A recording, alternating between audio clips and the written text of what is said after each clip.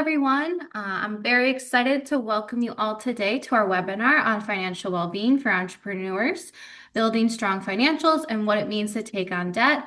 My name is Katrina Kropo, and I'm the Client Program Manager here at Launch New York. I oversee all our client programming, including application and intake processes, customer discovery, technical assistance, and mentorship. So I'm very excited to be helping facilitate today's webinar.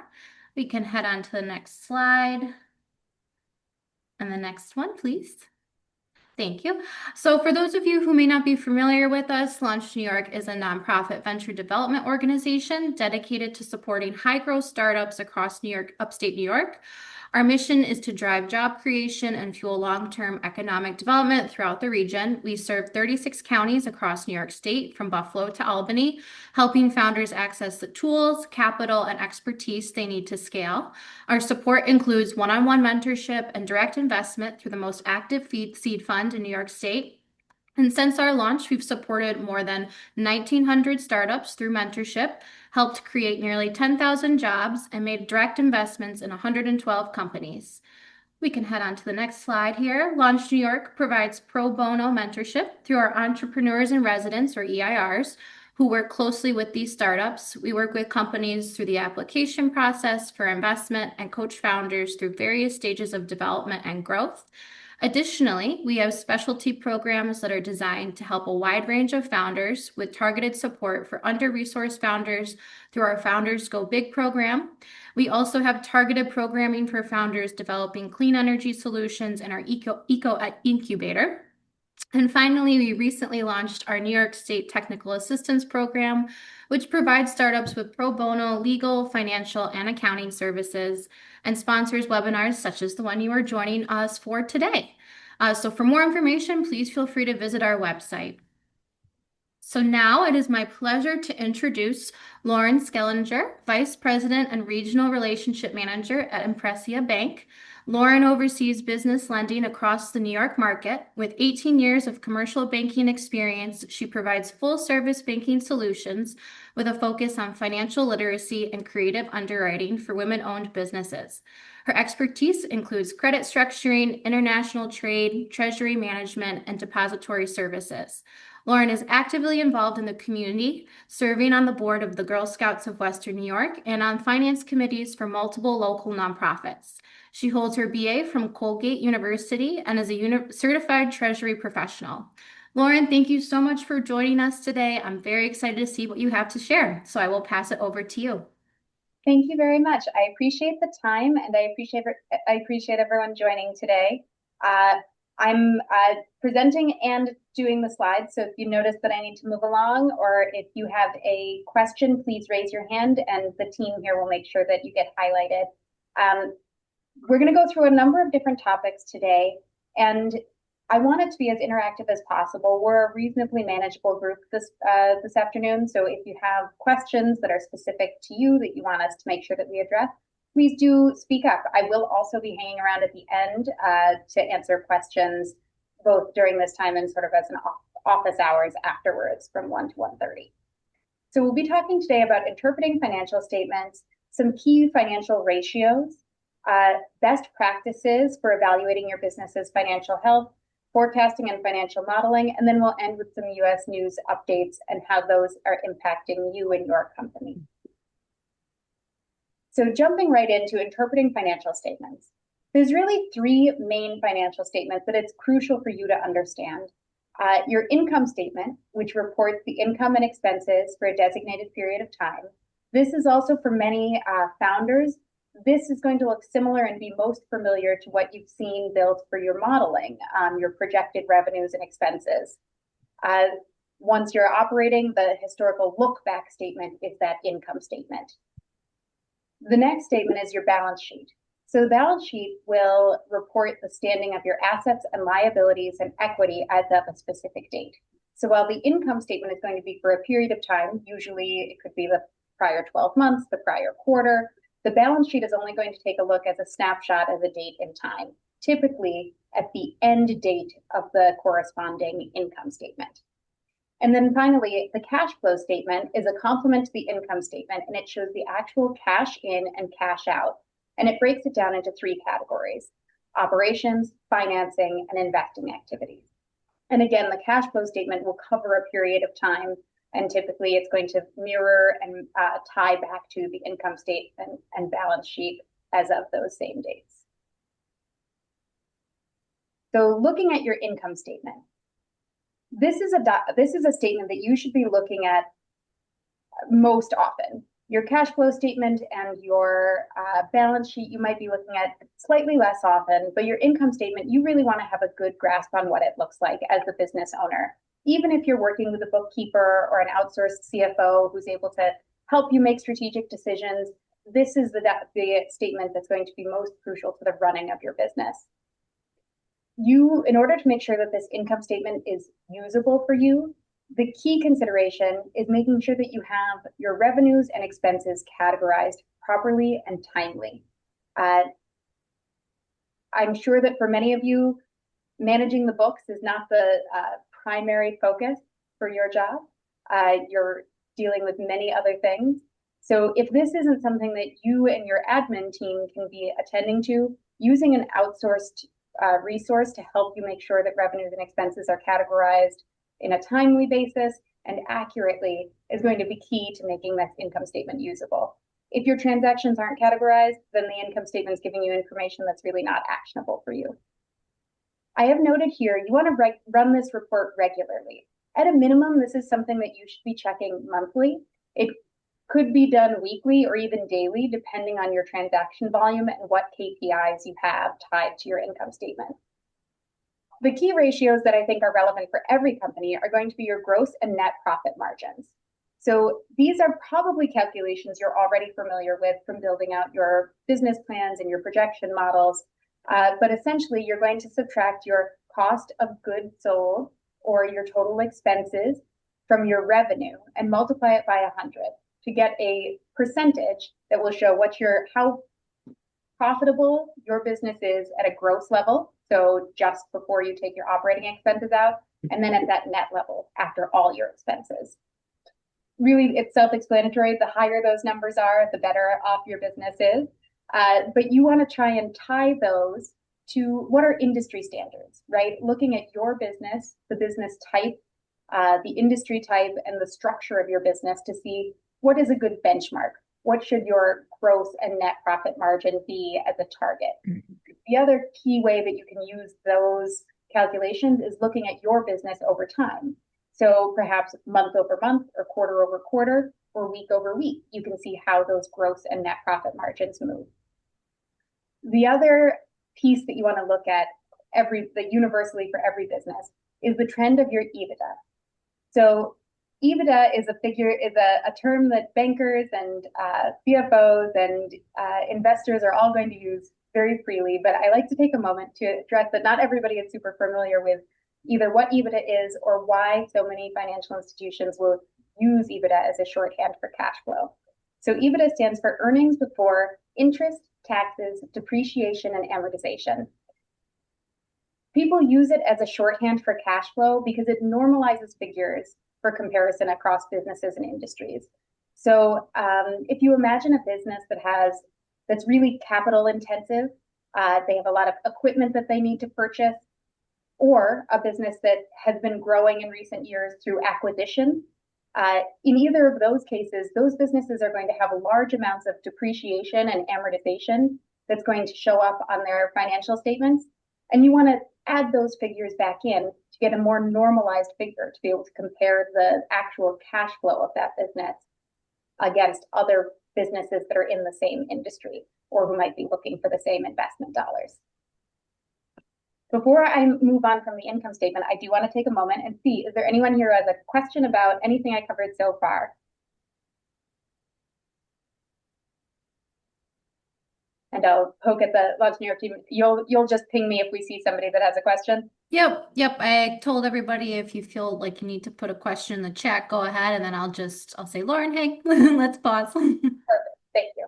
So the other piece is, I would say that because this is the really most actionable and real-time statement that you have, try and build your key performance indicators, your KPIs, off of this statement. Because you're already going to be doing the work to make sure that these figures are categorized.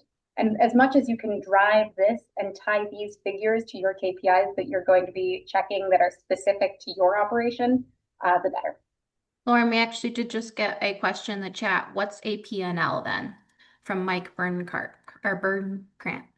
Yeah, that's a great question. Essentially, these are the same statement. So a profit and loss statement is essentially an income statement. Same idea, same statement, same information.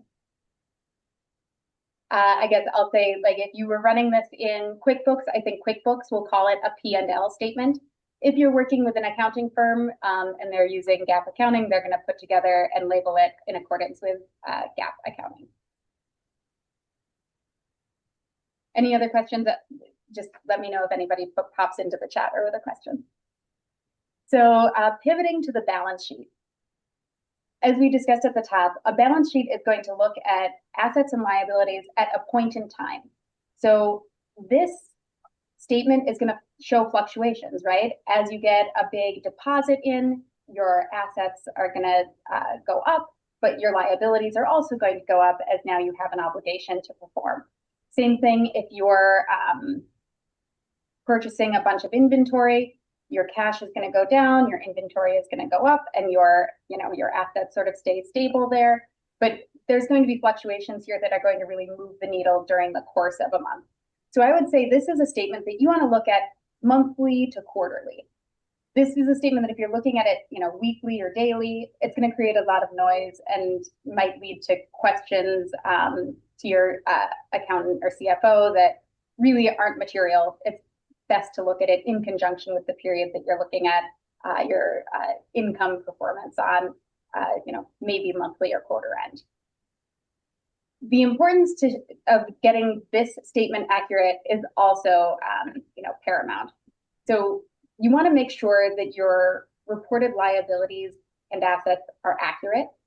I often see this, even with companies that have been operating for a long time, especially if they're operating in one of the, do-it-yourself style accounting softwares like the QuickBooks. Making sure that you have your accounts payable, your accrued taxes, any intercompany loans or notes from shareholders or credit card balances, making sure that those are all reporting accurately in your accounting software is really important. It's common that I'll receive a balance sheet statement out of QuickBooks, and there will be a lot of questions about how these things are reporting, and that can lead not only to confusion or doubt from an investor or a financing partner, but can also prevent you from having an accurate understanding of how your business stands in terms of net worth. So the key ratios to look at when you're considering your balance sheet would be the current ratio. That's going to be a liquidity measure. So you're going to take your current assets by your current liability. It's essentially, if you had to pay everything off today, do you have enough on hand to cover those debts, right? If your tax bill is due tomorrow, if your utility bill is due tomorrow, if any of your other accrued liabilities had to be paid, do you have enough cash on hand to get that current? So again, for all of these ratios, there's going to be variations on the stage of your business, type of business you are, the industry, and the structure. But in general, 1.5 times for a current ratio, that's going to be healthy. Less than 1 could indicate a problem. Not always, but sometimes. It would definitely lead to additional questions around sort of how that structure is going to work for you in the intermediate term. The other key ratio that you'd consider calculating on the balance sheet would be your debt to equity. And this is a leverage measure. So this is how much debt your business has on it today in total. You calculate this by dividing your total liabilities by the shareholder equity. Ideally, something less than 2 is going to be considered good. Again, I'm sure we've all heard the term of leveraged lending or highly leveraged companies. There's differences in what is considered a healthy level of leverage, and what a lender might consider healthy leverage is going to vary greatly depending on who you're speaking with. If it's a commercial banker, they're going to have a different tolerance than some equity investors or third-party debt providers. But in general, I would say, take it with a grain of salt. I'm sitting in the commercial banker seat. I'd say less than 2 is going to be a healthy level of leverage for a business that's growing. You want to make sure that if you're if you're on a venture track, leverage is going to be almost an irrelevant figure for you while you're building your equity base. So some of this will move quite a bit because you'll be getting, hopefully, big influxes of equity, and your debt isn't going to rise at that same level. Before I move on from balance sheet, are there any questions from the group on this topic?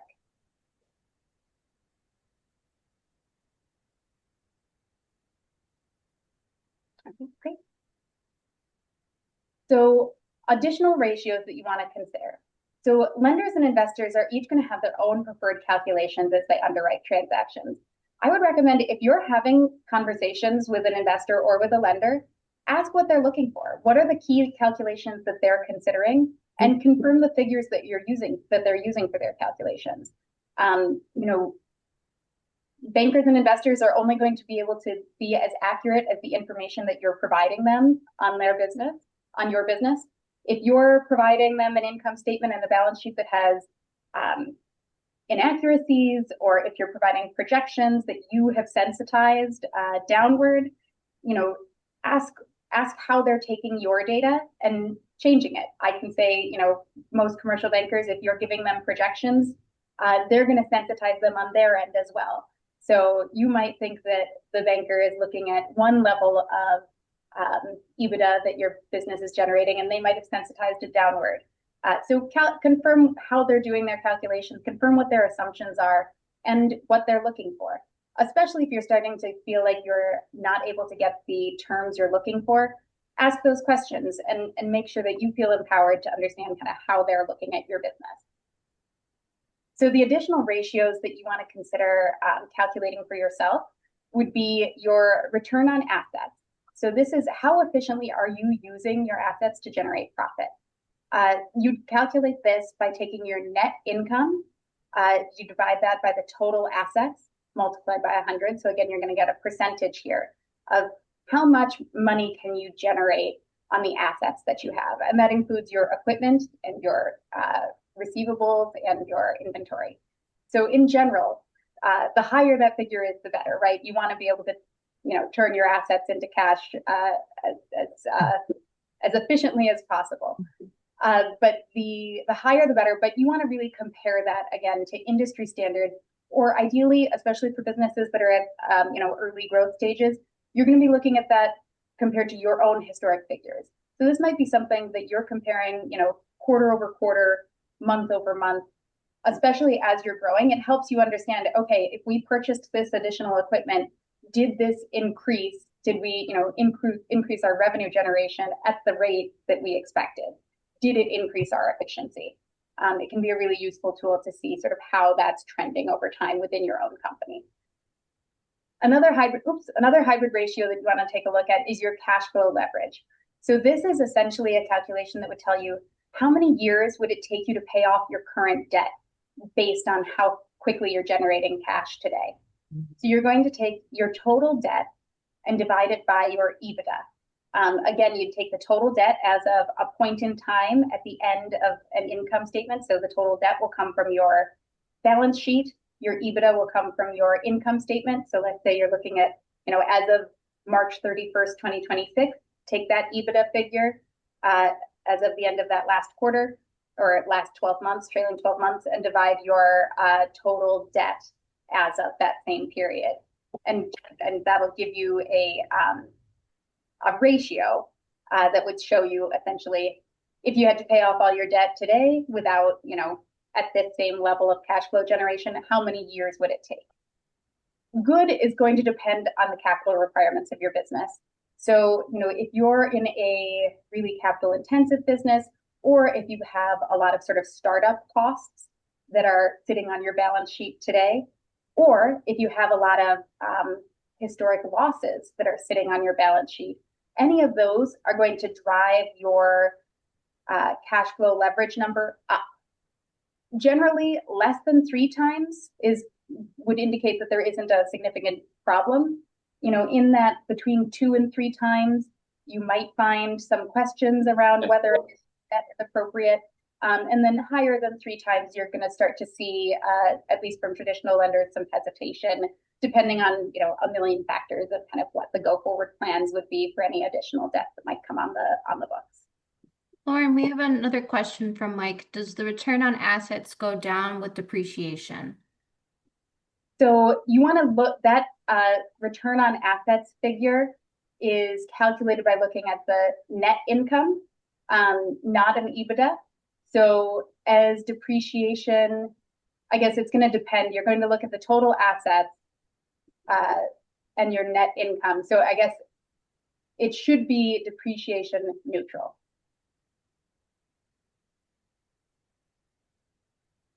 Does that answer your question, Mike?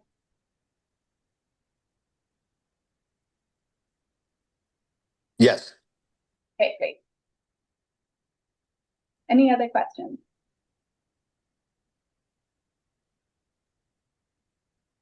Great. So taking a moment to cover kind of some best practices around bookkeeping. I highlighted at the top the importance, especially when you're considering your income statement, of keeping your transactions categorized in a accurately and in a timely basis so that you get actionable information. So that's really going to drive how you determine the proper level of support, considering what expertise you have on your team and also how you want your team to be spending their time. If you're looking for outside support to help with sort of strategy or building out your modeling, that's really something where you're going to be looking for like a CFO, either on staff or an outsourced fractional CFO. And certainly you want to be cognizant if you're looking for outside help. There's a lot of people who are using a lot of different levels of expertise that use the title fractional CFO. Typically in that level, looking for somebody who maybe has a CPA credential or has some demonstrated experience leading a business from a strategic financial standpoint, that's really the level of support you're going to be looking at in that kind of a role. If instead you say, okay, we have enough guidance either on staff or through the mentors and investors that we have at our disposal, and really what we need is support with month-end closing, transaction coding. This is where you're going to look for something like an on-staff accounting clerk or an outsourced bookkeeper to assist with that sort of level of task. What I'd recommend is that you have a recurring process and defined timelines, weekly to monthly for your P&L, monthly to quarterly for your balance sheet, and try to tie your KPIs to the financial statement process. So as business owners, I expect you're all looking at, KPIs, whether you've defined them or not, right? You're either checking how many customer calls are we getting done in a day, how many orders are we filling, what does our pipeline look like? You all have KPIs that you're managing to, and those are going to be top of mind for you. And so you're going to dedicate resources to making sure that attention is put there. Try and tie those KPIs to the same financial statement process. That's going to be a good discipline for your business in terms of making sure that both the KPIs are accurately tying back to the cash flow you're generating, and also that these statements are also generated in a timely manner and accurately. So the other best practice that I always recommend for businesses, especially in this early stage, is to focus on maximizing that working capital. Negotiating your payment terms, even as you're in your stages, often with your customers, if you're selling into some larger organizations, you might not have as much flexibility to request payment or a major deposit. Sorry, was there a question? Okay. If you might not have as much leverage to negotiate that with your customers, but with your vendors, you should certainly be raising the possibility of negotiating payment terms. If they're requiring payment upfront or a deposit upfront, ask if you can put it on a purchasing card. If you're paying in 30 days, see if there's a discount if you paid sooner, or offer, see if there's an option to pay that longer. And then I would also recommend doing a cash flow forecast. So just like you're going to be looking at that cash flow statement on a historical basis, generating that cash flow forecast, you want to look at 6 to 12 weeks forward looking, is really going to be helpful for businesses that are in that early, especially in that rapid growth phase. That'll help you show kind of where are the potential soft spots. And that helps you drive, a good window ahead of when you should be having conversations, either with your investors or lenders, that you're starting to see a potential cash flow shortfall. As you've probably all experienced, the process with investors or with lenders is lengthy sometimes. It might be, you might start that conversation and not actually get cash in hand for, weeks to months in the future. So as much as you can, start that conversation well ahead of time. That will help make your process much smoother and avoid any cash flow disruption. The other best practice that we recommend to maximize that working capital is schedule recurring expense audits, especially for businesses in this early stage rapid growth phase. It's easy to end up with expense creep. There are processes that make sense when you're at one size and one structure that make less sense as you grow and become more complex. So make sure that there is somebody, ideally on your admin team or perhaps an outsourced bookkeeper, who can highlight to you, okay, these are the types of expenses that are driving up your operating expenses, and here's some things you might consider cutting. That should be something, a process that you're undergoing. It's going to depend on sort of how rapidly you're growing, but that might be something you're doing monthly or quarterly, rather than every 6 months to 12 months.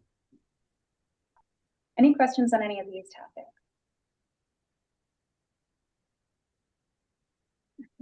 Great. So the other best practices we wanted to touch on, protecting your profit margin. So I like to take a moment to talk through the profit first methodology. We use that here at Impressia, and it's a known sort of process that your business could use. But it's really, at its core, it's segregating your earmarked cash into separate buckets. You can do that by creating individual accounts for different purposes, or QuickBooks has the ability to do that within itself without actually opening new accounts. It helps to ensure that as much as possible, the cash that already has a designated purpose doesn't get spent down for the purpose it wasn't designated for. The most common example that I expect that everybody here can relate to is the quarterly tax payments. So making sure that as you're getting revenue in, that you're taking the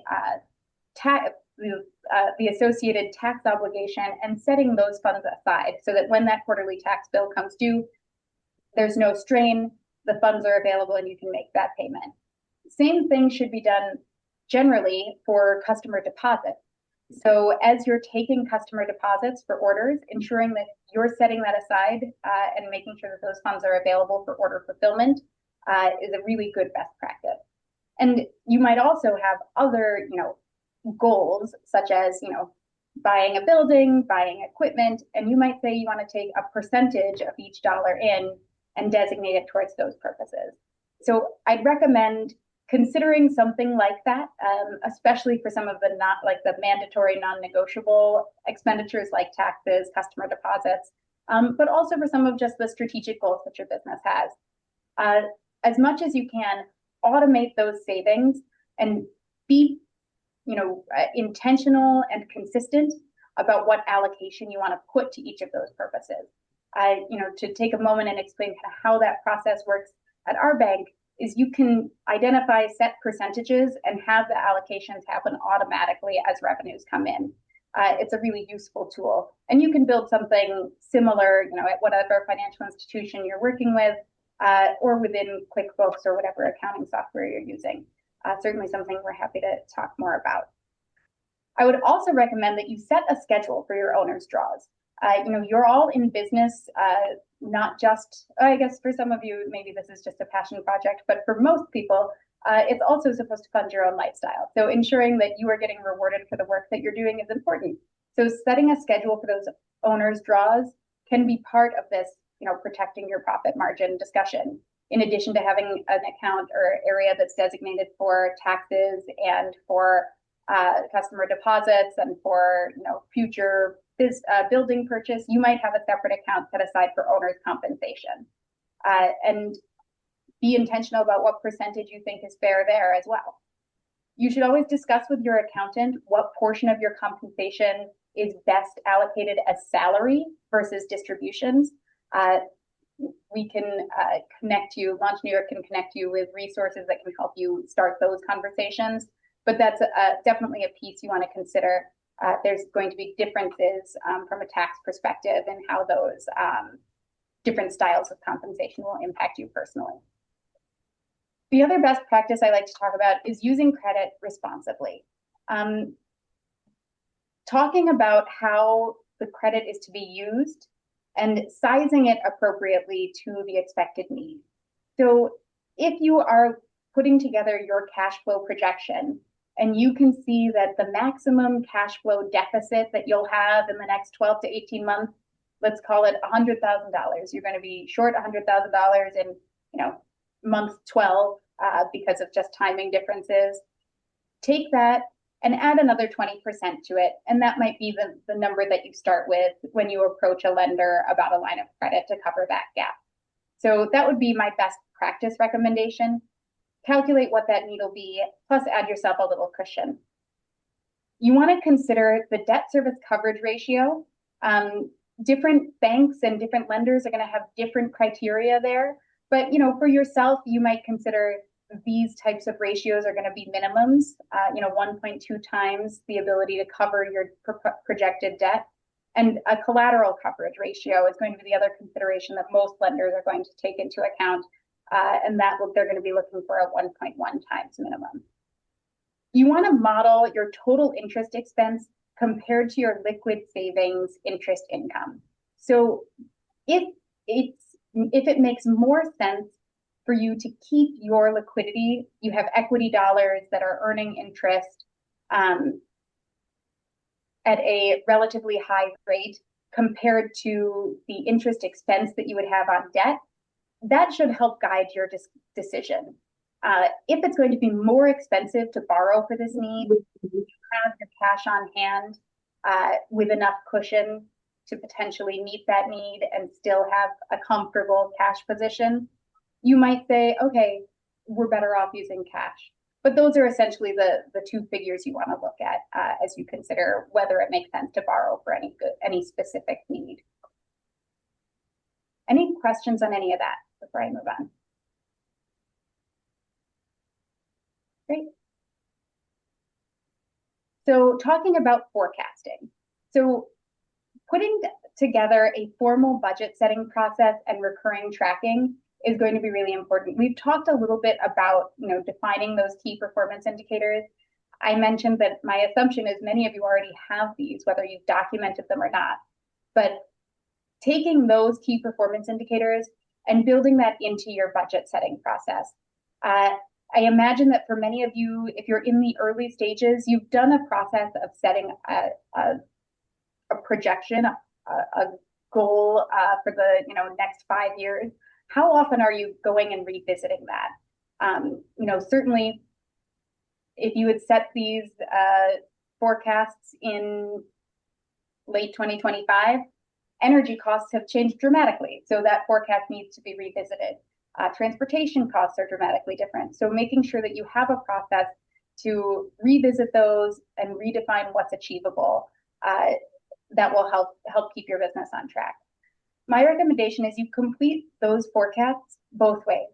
Start from your profit goal and work backwards to determine how you would manage your expenses based on projected revenues, and start from your revenue projection and then build down and see what a reasonable profit goal might be. Do both ways and then come up with what do you think is actually most reasonable. You always want to put in some sensitization to your forecasting. Not necessarily, you don't necessarily take the sensitized version to present to your investors or lenders, but you want to make sure that you're doing that for yourself. Looking at how would your cash flow be impacted if your revenues decrease 10 to 20%? What about if expenses increase 10 to 20%? And then what if both happen? So making sure that you're looking at how much of a downside your business can bear. And then having some real consideration about how would you respond to such conditions, right? If revenue decreases, what are the expenses that would have to be cut first? And I would recommend that you do this sort of forecasting and modeling in all of these situations. I think it makes a lot of sense. Many business owners will do this sort of at the onset of starting a business, but then it falls down in terms of prioritization. But it's really the key tool you should be using before you take on debt, before hiring, before you do a major equipment purchase, before you reduce staff, before you sell any major equipment, before you change vendors, right? Changing vendors might include not only a pricing change, but a payment schedule change. So that'll have a cash flow impact, even if vendor B is giving you a better rate, but it's going to require a 50% deposit up front in order to fulfill the order. Understanding and modeling out how that'll impact your cash flow is important. And certainly before updating pricing, doing the modeling to say, okay, if we have this price increase and 90% of the customer base accepts it, but 10% we lose, putting all of that modeling together. Lauren, I have a question from Brandy Robinson. What's the difference between forecast and projection? So I'm using those terms essentially interchangeably. A financial forecast and a financial projection would achieve the same thing. I guess I don't know if there's going to be a specific difference in how those statements would be prepared. A cash flow forecast is essentially going to make sure that it's showing what your cash position is at the at each point in the process, whereas a projection really might only show the expected revenues and expenses. So I would recommend you're putting together something that, whether you call it a forecast or a projection, that not only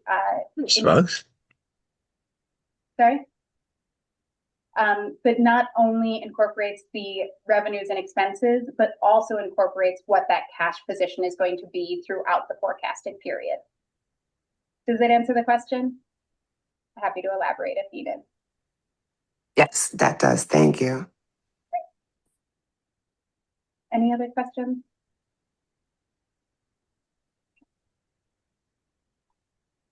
So I'm next going to pivot to talking a little bit about some of the updates in the US news and how it's impacting the financial industry.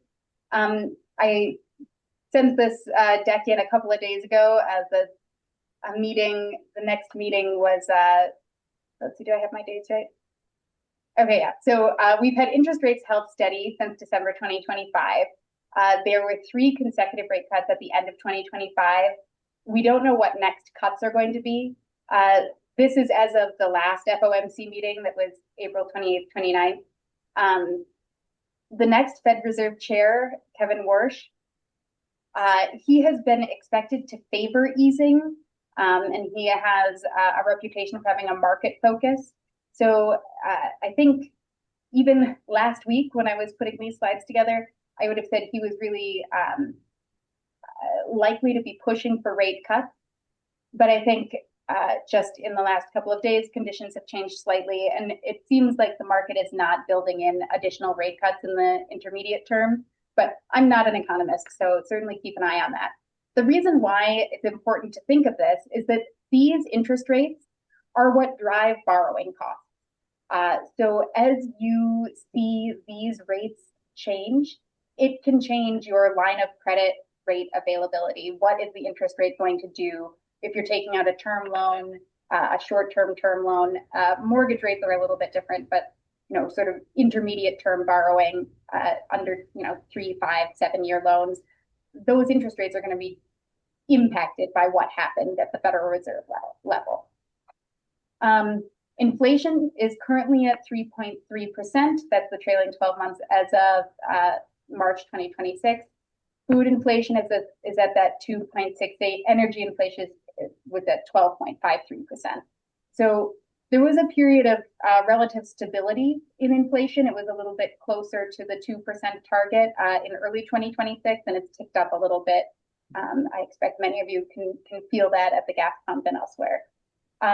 There was a relatively strong jobs report in March. but there were weak numbers in February. Unemployment rate as of the last of the, again, this is as of the March report, was at 4.3%. And it's certainly something that economists are keeping a close eye on. And all of this is important for you as you think about what is disposable income going to look like. And these figures might be relevant if you're selling to a national market, but there might be different figures that you want to consider if you're only selling in the Northeast or if you're only selling in the upstate New York area. So I would encourage you to take a look at, what do the jobs reports look like in Erie County, or what do the inflation figures look like in New York State, to give you an idea of what's disposable income doing in your target market. The other piece to consider is that this administration at the federal level is taking a relatively light hand on bank regulation. This is maybe slightly dated. This could fuel consolidation in regional banking markets. They had been, at the end of 2025, people were projecting a lot of bank mergers in early 2026, but there's been, some volatility in the economy that I think has slowed a bit of that, but certainly something that people are still keeping an eye on. I mention this because as you consider banking partners, making sure that you're checking out the balance sheet of any financial institution you're doing business with to ensure that they are with you for the long term is an important thing to consider. U.S. personal savings rate is 4%, which is about in line with the 20-year average, and it's actually up slightly from the last time I gave this presentation a couple of months ago, but it's lower than the historic figures. So again, in the last 20 years, U.S. households aren't saving a ton, but the historic figures are closer to that 8.4. So we're quite a bit below where we used to be, but I guess after 20 years, you might consider this the new normal. Serious credit card delinquencies that 90 days past due are at a 14-year high of 12.7%. Subprime delinquencies are also at record highs. These delinquency rates differ greatly based on age. So younger Americans have a higher percentage of delinquencies than older Americans, and geography. There are several hotspots in the Deep South where delinquencies are especially high. So again, this is information that as a business owner, it's important to consider, especially as you're thinking about the extent to which you are willing to offer credit to your customers, giving them the option to pay over time or not to put a deposit down, considering what these rates look like either nationally or in your local area would be really important. I think that's the end of my prepared content. I think we wanted to save 15 minutes at the end for Q&A. So I will turn it back. I guess I should highlight too, I believe all of this information will be sent to everyone in a follow-up email. These are resources that are also available through Launch New York and at our Impressia Bank website. Thank you, Lauren. We do have a question from Andy Reed. What is your recommendation on projecting volatile costs such as energy inflation or personal healthcare insurance inflation? If you're building a 5-year forecast, how should we think about 2030? So, I mean, especially in those two categories of fuel and insurance costs, it's really difficult to project what's a reasonable level of assumed growth when you're seeing something that's increasing 20% year over year, 40% year over year. That can really skew your model. I'm not an economist, so I don't know that I'm in the best position, but I would recommend having a conversation with an expert in that area. So if you're offering benefits today, have a conversation with the economist that works at your benefits provider and say, what are they assuming? Try and gather that data from the experts that you have at your disposal. You're a customer for them, so they should be willing to provide the detail that they are operating under. Maybe not to the same degree that they keep internally, but they should be able to give you some idea of their projected assumptions. I would say in terms of fuel costs, there's a lot that could change in this short-term period, but I think ultimately people are, economists will recommend different figures about what makes sense based on, how you're using the fuel, if it's just for heating and utility costs, or if you're factoring in transportation. I know for some industries, it's the current environment is spurring them to try and renegotiate how they work with their logistics providers and taking some of that volatility of fuel costs for fulfillment off of their risk appetite and transitioning that over to a third party logistics provider. So to the extent that you can kind of then you're able to sort of bucket and say, okay, well, the logistics provider has agreed not to increase costs more than X percentage based on this. Then perhaps you have some way to, benchmark it.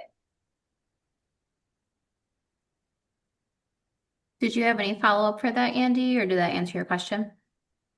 Oh, it's a great answer. I mean, I think it's just a difficult thing. And so I kind of wanted to see, as you're looking at how people do this, are you taking, my assumption is that there'll be, you return to a mean eventually.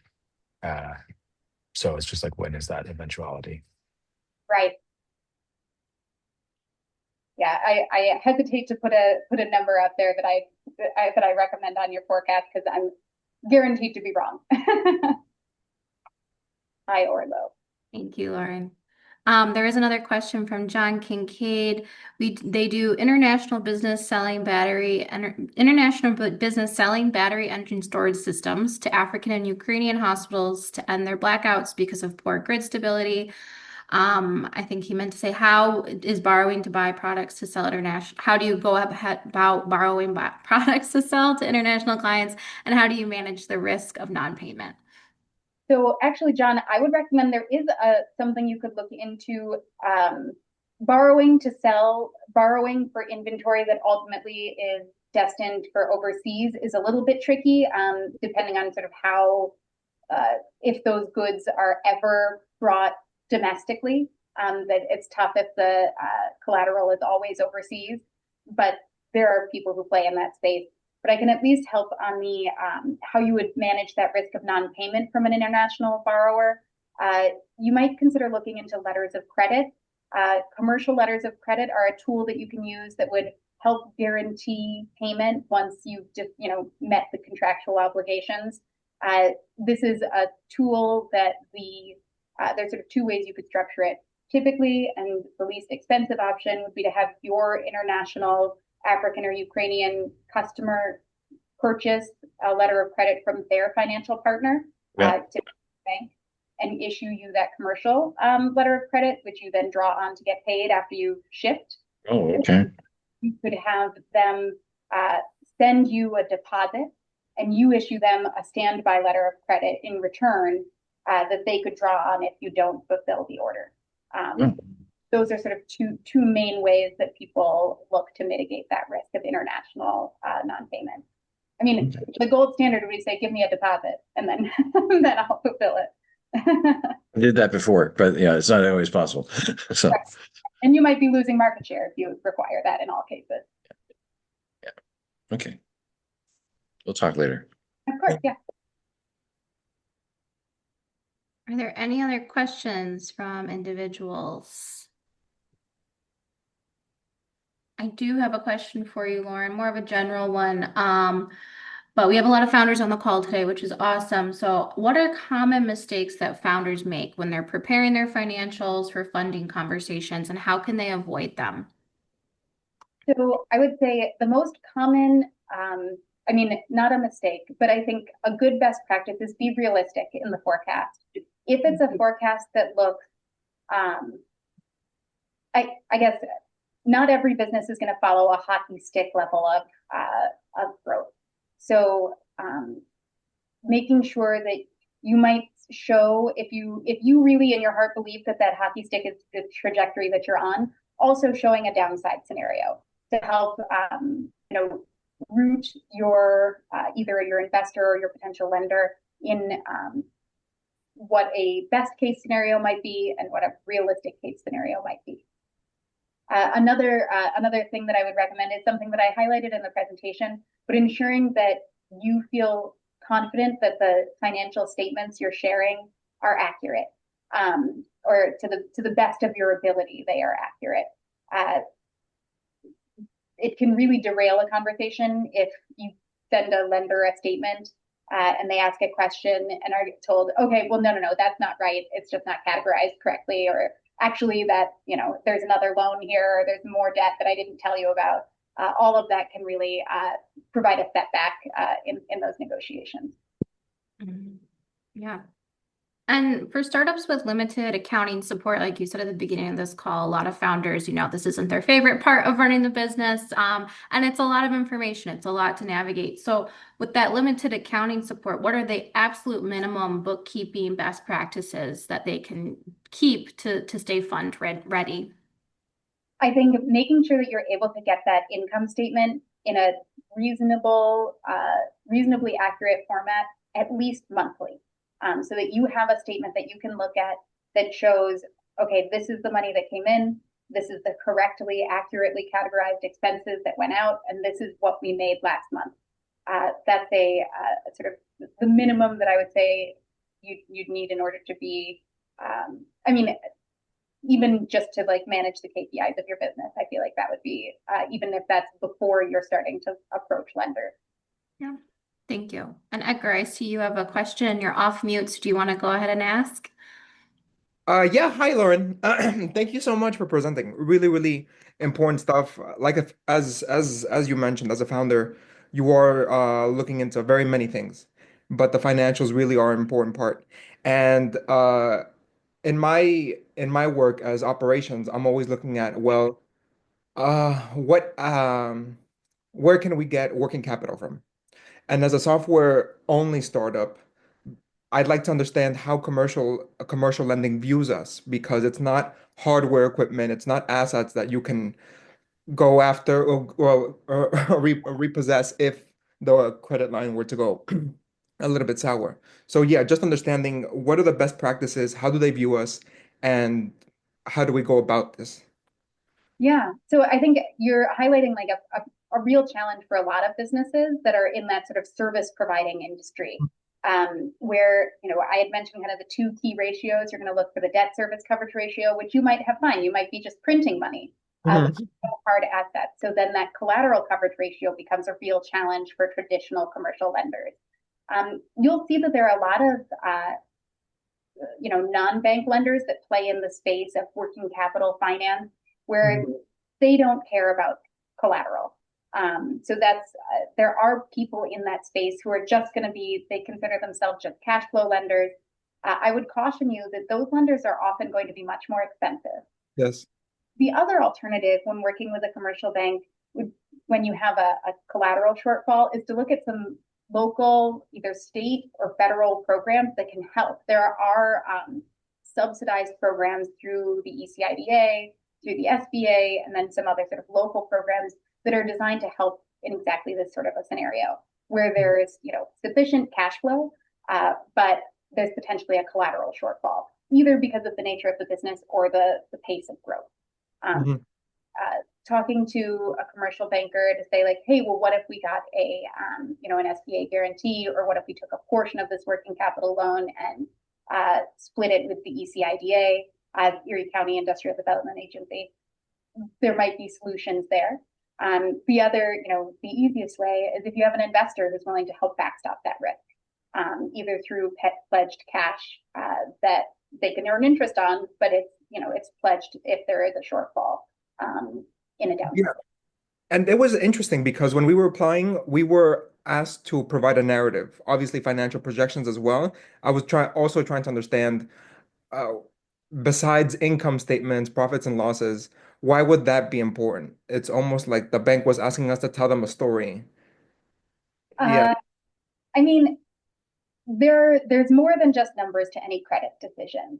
So, Mhm. I mean, any banker or investor they're not just evaluating the dollars and cents, they're also evaluating the reliability, the competency, and the character of the people who are going to stand behind the loan, especially as businesses are in the early stages. It's really the founders and the owners, the major investors who are going to be standing behind it, and if things go sideways. So yeah, I'm not surprised that they ask for a narrative. Not all banks will ask for something quite so formal, but you can rest assured that if every conversation that a banker is having with you, even whether it's written or sitting across the table in coffee, they're making those same evaluations, even in the oral narrative as well. Yeah, perfect. Thank you so much. Of course. Are there any other questions from our participants today? If not, I know Lauren has agreed to stay on the call for just a little bit longer, 'cause sometimes I know that, these topics can be a little bit personal, so we can definitely stay on the call in case anybody wants to hang out. And also, Lauren is available to answer questions and meet one-on-one with individuals, so we'll be sharing her contact information as well in our follow-up email. But Lauren, thank you so much for all of this information. Like you said, like I said, this is not the fun part sometimes, but it is so, so important. So we really appreciate you educating everybody today. Thank you so much for the time. Happy to answer questions now or in the future. All right, awesome. Thank you.